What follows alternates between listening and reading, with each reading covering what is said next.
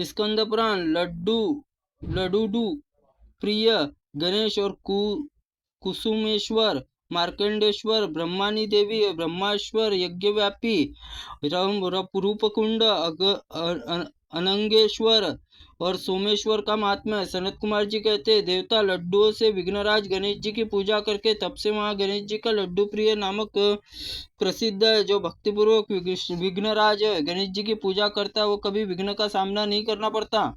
गणेश जी संतुष्ट होकर पुरुष की संपूर्ण कामनाओं को पूरी कर देते हैं। चतुर्थी में केवल रात को भोजन करने से व्रत लेकर विशेष प्रिय शिप्रा नदी में स्नान करके रक्त वस्त्र धारण करके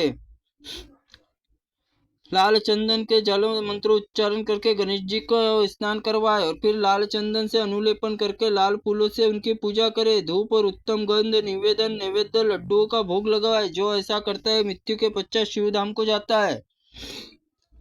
जो सूर्यदार देव दानव वंदित कुमेश्वर की शिव की पूजा श्रद्धा से करता है वो शिवलोक आनंद अनुभव करता है। देवादिदेव जयेश्वर महादेव दर्शन करता है वो सब कार्यों में विजय होता है।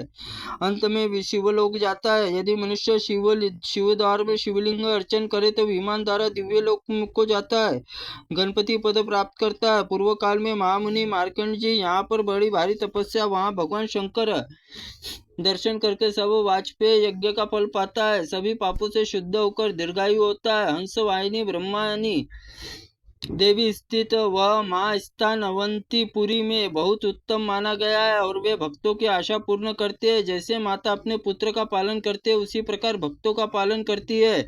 सब प्रकार सिद्धि देने वाले उन हंसवाहिनी देवी को गंध पुष्प नैवेद्य द्वारा पूजन करे। ब्रह्मा सरोवर स्नान करके ब्रह्माश्वर शिव दर्शन करता है। वह संसार बंधन मुक्त से मुक्त होकर ब्रह्मलोक आनंद का अनुभव करता है। वहाँ ब्रह्मा जी का यज्ञ द्वारा स्नान करने यज्ञ जो कुंड बनाया गया है उसका नाम यज्ञवापी है। उसमें स्नान करके पवित्र होकर पशुपति दर्शन करता है। पशु योनि में पड़े हुए पितरों का उद्धार कर देता है। स्वयं ही शिवलोक जाता है, वहां साक्षात महेश्वर के निवास करते हैं। रूप कुंड में स्नान करके मनुष्य रूपवान होता है।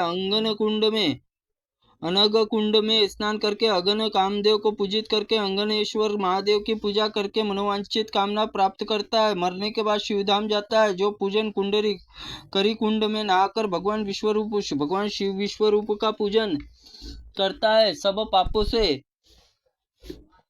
मुक्त होकर विष्णु लोक को जाता है। जो मनुष्य अजागंध में स्नान करके